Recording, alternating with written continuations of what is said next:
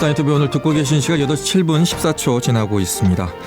5.18 민주화운동 진상규명조사위원회가 4년간의 활동 결과를 담은 개별 보고서를 공개를 했는데 그동안의 성과와 한계 그리고 남은 과제에 대해서 전남대학교 5.18 연구소 김희성 교수와 함께 얘기 나누겠습니다. 안녕하십니까? 네, 안녕하세요. 김희성입니다. 네. 자, 교수님께서도 5.18 민주화운동 진상규명조사위원회 비상임위원으로 활동을 하셨어요. 예, 진상조사위에서의 활동 비상임위원이면 어떤 거를 하는 건가요? 저희 이제 5.18 진상조사위원회는 9명의 이제 위원회 조직이거든요. 그래서 네. 3분은 이제 상임위원이시고 6명이 비상임위원인데요. 대체적으로 이제 위원회의 의결에 관한 부분들, 특히 조사에 대한 계획서가 부의가 되면 이 문제들을 어떻게 처리할 것인지, 특히나 이번 이제 진상조사 보고서가 사무처에서 부의됐던 부분들을 채택 유무를 결정하는 이제 최고 의사결정 기구인 거죠. 네. 4년 동안의 시간은 꽤 긴 시간이었거든요. 네. 일단 4년을 정리해 보자면 어떻게 평가하시겠습니까? 좀 이제 거슬러 가자면 지금 위원회 출범의 계기가 됐던 건 2017년, 18년입니다. 네. 이 시기에 5.18 민주화 운동에 대한 애국 폄훼가 극심했고요. 네. 그리고 좀 이제 청취자분들이 기억해 보시면 이 시기가 이제 이명박 박근혜 정부 시기입니다. 네. 그런 일련의 과정들 속에서 5.18에 대한 애국, 근데 일부 보도를 통해서 헬기 사격과 전투기 폭격 대기에 대한 사건이 이제 공개되면서 5.18 진상 규명에 대한 여론이 이제 비등해진 거죠. 그래서 여야가 5.18 민주화 운동 진상규명 특별법을 제정을 했고 그 제정된 법률에 의해서 2019년 12월 27일 이제 5.18 민주화 운동 진상규명 조사위원회가 구성되고 조사를 시작한 거죠. 네. 어찌 보면 40년의 어떤 시간들에서 처음으로 국가 차원의 진상규명 조사위원회가 발족을 하고 4년이라는 긴 시간 동안 조사위원회가 인력이 나중에 증원이 돼서 50명에서 70명으로 늘었고요. 그다음에 전문위원들까지 합치면 한 100여 명의 조사 인력이 투입됐고 연간 예산이 한 120억에서 130억. 그래서 국가 차원의 그리고 국민들의 압도적 여론 지지를 얻고 이제 조사를 시작을 했고 4년 동안 이제 조사 결과를 12월 작년 2024년 12월 26일 활동을 종료하고 지금 현재 그 결과가 조사 보고서거든요. 보고서를 공개하고 있는 과정들이죠. 네. 그동안 4년 동안에 인력도 많이 투입이 됐고 또 재원도 많이 투입이 됐다는 얘기입니다. 그래서 지금 공개가 되고 있는데 공개가 되면서 약간 걱정을 하는 부분들이 좀 있습니다. 예, 그 걱정하는 부분과 또 4년 동안의 성과에 대해서도 얘기를 좀 해봐야 될 것 같고요. 네. 하나하나씩 좀 얘기를 나눠보겠습니다. 지금 의결 현황을 가지고 오셨어요. 네. 하나하나씩 좀 항목별로 좀 알려주시겠습니까? 지금 이제 5.18 진상 규명의 가장 핵심적인 과제는 발포죠. 네. 1980년 5월 개헌군들이 강주 시민을 살상했던 행위 중에 발포 행위가 가장 잔혹했고 참혹했고 그러면 이 발포라는 게 지금까지는 전두환 신군부가 주장했던 건 자위권적 사격이었거든요. 네. 그 군인들이 위협을 받았고 자신들의 생명과 안전을 지키기 위해서 불가피하게 사격할 수밖에 없었다. 이런 이제 자위권적 사격 논리에 맞서서 시민들은 그런 사실이 없다. 개헌군들이 무자비하고 참혹하게 진압하는 과정들 속에서 사격 행위를 한 거다. 네. 이런 논란, 어찌 보면 논란도 아니죠. 1980년 강주 시민들이 목격하고 기억하고 있는 게 진실이기 때문에 지금까지 진술 내용도 있고 영상도 있고 그렇죠. 다 지금 보여지는 게 있잖아요. 그걸 이제 진상조사위원회가 조사를 통해서 보고서로 완성을 하는 게 이제 부여된 임무였고요. 그래서 네. 가장 핵심적인 게 이제 발포 경위와 책임 소재. 또 하나는 많은 이제 논란과 의혹이 있었던 게 안매장이죠. 맞아요. 당시에 사망했던 숫자하고도 연결되는데 맞아요. 사망하셨던 분들을 특정 장소에 은폐하고 애곡한 이게 이제 안매장에 관한 이제 상당한 의혹들이 있었고 그 의혹에 관한 부분들을 이제 규명해 가는 그래서 실질적으로 21개 집권 사건이었습니다만은 핵심적인 부분들은 발포와 안매장 그리고 이제 민간인 사망에 대한 실체적 진실을 규명하는 이 일련의 과정들이 저희들이 이제 17개 보고서로 나와 있고요. 그 중에 가장 말씀 주셨습니다. 핵심적인 부분들은 발포, 안매장이라고 할 수 있죠. 네. 일단 발포 안매장으로 넘어가기 전에 진상 규명으로 된 것이 17개 과제 중에 11개. 네. 진상 규명으로 된 것은 어떤 것들이 있습니까?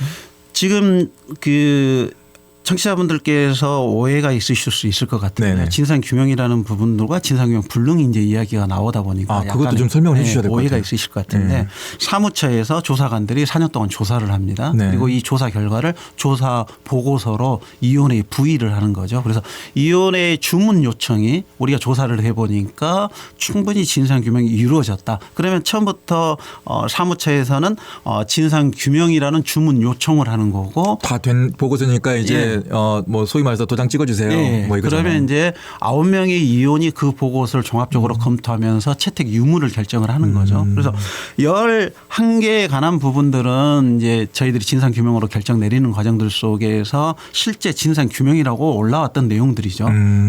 그걸 그대로 위원회 회의에서 채택을 한 거고 지금 이제 6개가 이제 진상규명 불능 난 거거든요. 일단은 진상규명으로 난 것은 네, 진상규명으로 난 건 지금 이제 5.18 민주화운동 당시 사망 사건 말씀 주셨듯이 민간인 사망에 관한 부분에서 166명으로 한 명이 더 늘었다. 네. 기존에 이제 165명이었는데 네. 이건 이제 진상규명이었고 민간인 집단학살 사건에 관한 부분들도 충분하게 규명이 됐다 해서 진상규명. 그다음에 행불자의 규모 및 소재. 행불자의 규모와 소재에 관한 부분들도 저희들이 진상규명 결정을 내렸고 그다음에 많은 부분들이 관심이 있었던 부분들이 5.18 당시의 성폭력입니다. 네, 맞아요. 성폭력 사건에 관한 부분들도 진상규명으로 주문 요청이 됐던 것들을 저희 위원회에서 진상규명으로 채택을 했고 그리고 이제 이후에 좀 논란이 됐던 북한 특수군 이거 네. 말도 안 되는 이제 주장이었고 말도 안 된다는 게 북한 특수군은 개입할 수 없었다. 네. 이러한 이제 진상규명 보고서를 저희 위원회가 채택을 했고 민간인 상해에 관한 부분들 헬기 사격. 헬기 사격도 헬기 사격에 관한 부분들도 있었다라는 부분들로 저희들이 진상규명 채택을 했고요. 민간인 뭐 학살 사건에 관한 부분들 그다음에 또 연결되는 북한 특수군하고 연결됩니다마는 이제 그 성성모 간첩 사건 뭐 이런 이제 논란됐던 부분들에 대해서도 저희들이 조사해 보니까 강주와 네. 5.18과는 관련이 없다. 관련이 없다. 라는 부분들로 진상 규명을 내렸고요. 그다음에 민간인 인권 침해 사건 강범하게 발생했고 그분들 특히 언론인들의 해직에 관한 부분들도 저희들이 그 보고서에 다 적시를 해서 80년 당시 인권 침해의 실체에 관한 부분들을 보고서로 담아드렸고요. 그리고 이제 군 피해자에 대한 탄압 여기까지가 이제 진상규명이 됐던 거고 나머지 이제 진상규명 불능됐던 부분들에서 사무처가 처음부터 조사를 했는데 결론 내릴 수 없었다. 실체적 진실을 규명하지 못했다라고 2건을 이제 진상규명 불능으로 보고서를 올렸고 위원회가 채택했던 부분들이 안매장과 전투기 출격대기죠. 안매장 사건이 핵심적인 사건이었음에도 불구하고 사무처에서 처음부터 진상규명 불능으로 위원회에 부의를 했고 위원회에서는 그 보고서를 그대로 채택을 해드려서 진상규명 불능이 된 거죠. 왜 그거는 사무처가 그 불능이라고. 안매장에 관한 부분들은 실제 여러 장소를 군인들도 특정을 했고 민간인들의 목격들도 있었지만 가서 발굴을 해보니까 그 지형 지물이 많이 변경돼 있었고 실제 이제 유골이 발견이 안 된 거죠. 안 됐다. 그다음에 해남 같은 경우는 유골이 발견됐습니다. 네. 실제 그 목격하셨던 분들 안매장을 실행하셨던 분들의 진술에 그대로 부합되는 유골을 저희들이 발굴했지만 그 유해에 대한 DNA 검사 결과 지금 현재 행방불명자들의 그 DNA와 일치하지 않았기 때문에 이건 이제 그 행방불명으로 특정할 수 없다라는 이제 결론에 따라서 진상규명 불능이라는 결정이 내렸고요. 네. 그래서 이 2건은 처음부터 진상규명 불능으로 올라왔고 위원회가 그 보고서를 그대로 채택을 해준 거고. 그런데 두 번째가 출격대기 있잖아요. 전투기 출격대기. 전투기 출격대기는 그거는 오히려 진상규명을 더 할 수 있지 않나요? 왜냐하면 지시를 내렸으니까 어떤 뭐 지시 체계가 있었을 것이고 소위 말해서 서류가 남아 있을 수도 있는데. 2017년 18년 국방부 이제 5.18 특별조사위원회가 헬기 사격과 전투기 출격대기에 대한 이제 보고서를 또 작성을 했죠. 네. 그때 충분히 개연성이 높다. 당시 이제 헬기 사격에 관한 부분들은 헬기 사격은 있었다라는 결론은 이제 도달했지만 전투기 출격대기는 그럴 가능성이 높기 때문에 조사를 본격적으로 좀 했으면 좋겠다라는 공고안이었죠. 그 공고에 따라서 조사를 했는데 저도 좀 아쉬움은 있습니다. 뭐냐면 저도 이제 2017년 18년 국방부 특조위에 참여를 했는데 저희들이 그때 조사할 때는 조사 권한이 없었습니다.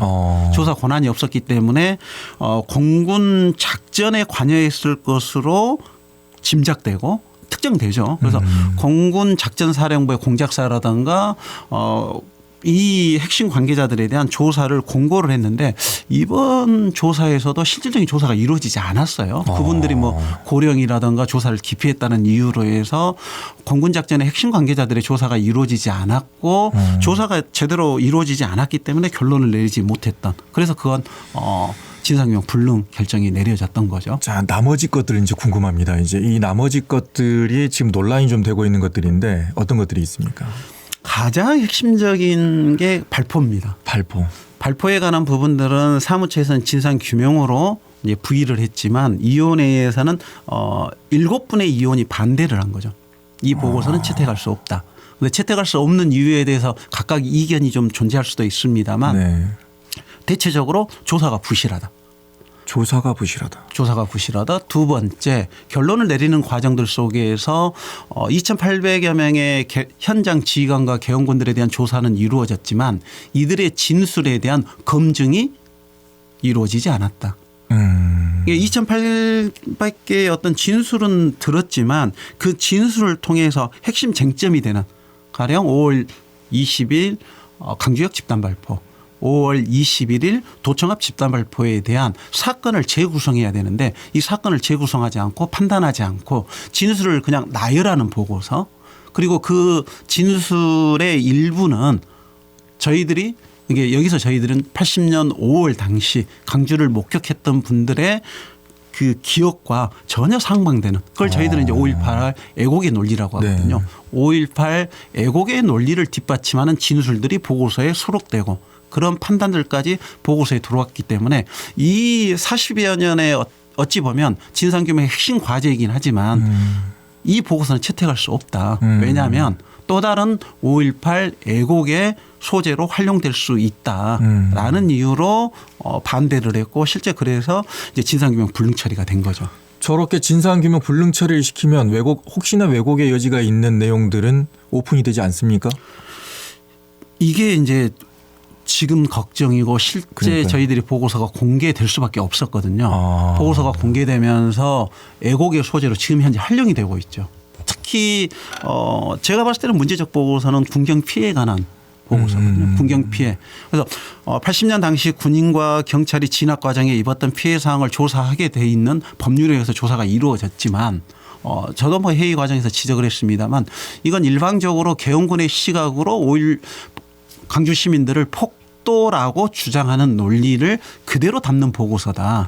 그리고 이미 규명됐다라는 건 88년 강주 청문회, 95년, 96년에 12.12.5.18 특별수사본부의 수사 과정에서, 그리고 심지어는 2017년 저희 국방부 특별조사위라든가 그다음에 전두환의 해고록, 청취자분들이 기억하시겠습니다마는 전두환이 해고록을 발간하고 이게 이제 소송이 간 거죠. 소송 과정들 속에서 사법부 판단을 받았던 내용들이 있습니다. 네. 그래서 사법부의 판단이 내려졌던 사안조차도 뒤로 후퇴하는.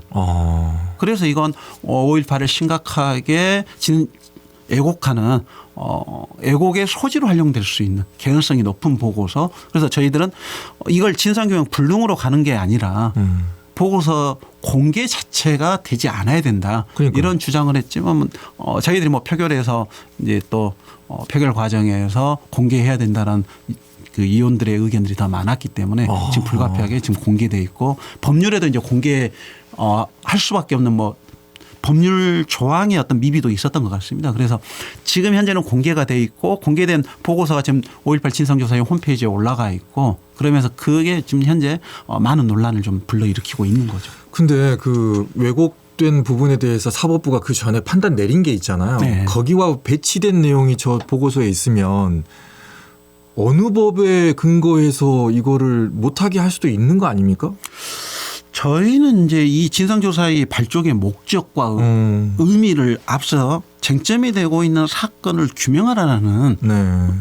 어떻게 보면 역사적 소임일 수도 있고 국민적 요구일 수 있거든요. 국민적 요구를 받았던 진상조사위가 이런 보고서 특히나 이제 문제적 소지가 되는 가장 이제 문제가 되는 부분들은 그런 내용입니다. 가령 5월 21일 집단 발포가 도청 앞에서 오후 1시에 있었죠. 집단 발포에 대한 이유에 대해서 전두환 신군부는 자위권적 사격이다. 시민들이 먼저 위협을 했고 무장했다.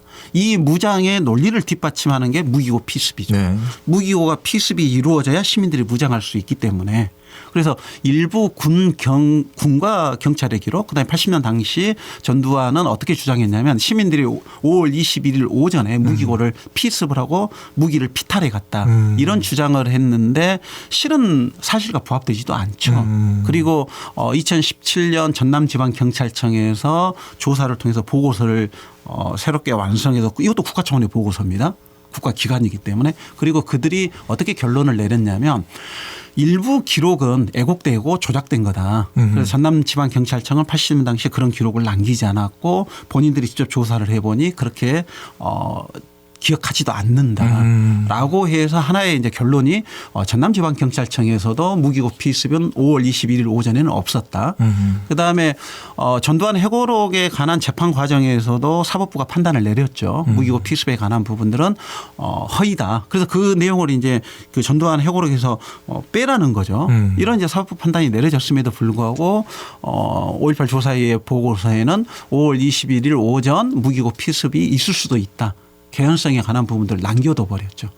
이런 게 이제 왜곡의 소지로 활용될 수 있기 때문에 보고서를 진상 규명으로 올라왔지만 이걸 채택하지 못하겠다. 그래서 반대해서 이제 부결된 거죠. 부결됐으면 이 보고서는 공개되지 않아야 되는데 법률의 한계 그다음에 이 공개 여부에 대해서 저희들도 투표를 했고 그 투표 과정에서는 공개하자라는 게 또 다수였기 때문에 지금 현재는 이제 공개가 되고 있는 거죠.